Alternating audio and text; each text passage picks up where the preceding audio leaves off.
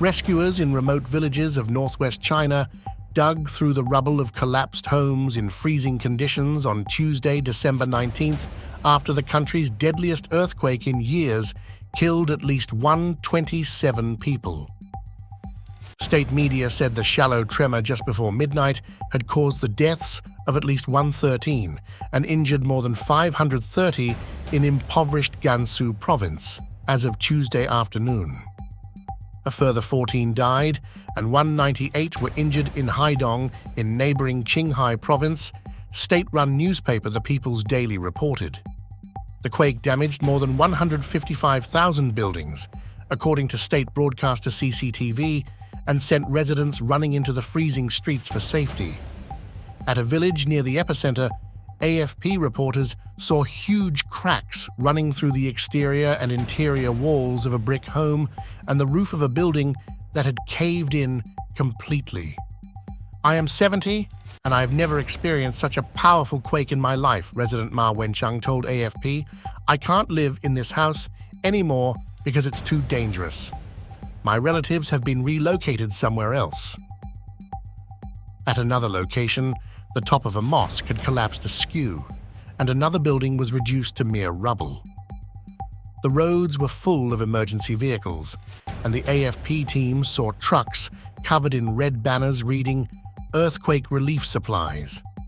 As evening fell, volunteers scrambled to set up tents in a town square to make a base for rescuers. 24 military trucks were parked nearby.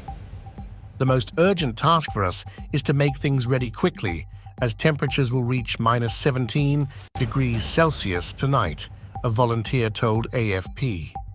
The quake was China's deadliest since 2014, when more than 600 people died in southwestern Yunnan province.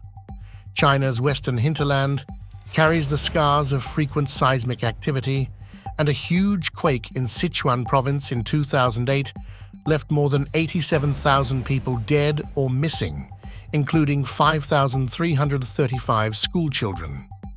The U.S. Geological Survey said Monday night's magnitude 5.9 quake struck at a shallow depth at 11:59 p.m. local time, with an epicenter about 100 km from Gansu's provincial capital, Lanzhou. Footage showed emergency workers going through debris by torchlight, unfolding orange stretchers for the casualties. China's state news agency, Xinhua, reported the magnitude as 6.2 and said the shaking was felt as far away as the major city of Xi'an, about 570 kilometers away. Dozens of smaller aftershocks followed, and officials warned that tremors with a magnitude of more than 5.0 were possible in the next few days. A quake, measured at magnitude 5.2 by USGS, was detected further northwest in the Xinjiang region on Tuesday morning. Chinese President Xi Jinping called for all-out efforts as search and rescue work got underway early Tuesday.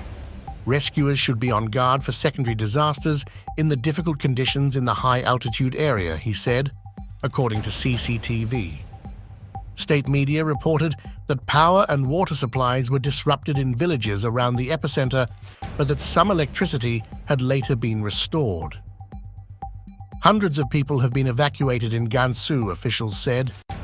Thousands of firefighters and rescue personnel have been sent to the disaster zone, and state media said 2,500 tents, 20,000 coats, and 5,000 rollaway beds had been sent to Gansu.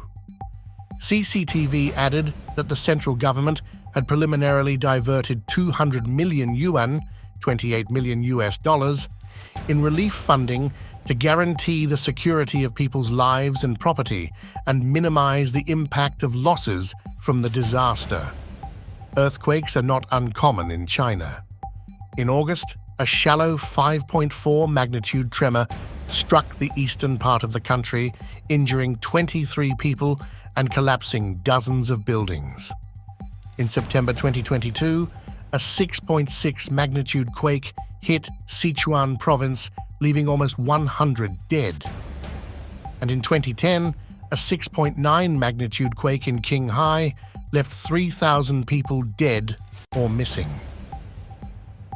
Russian President Vladimir Putin offered his deep condolences over the quake to his Chinese counterpart Xi.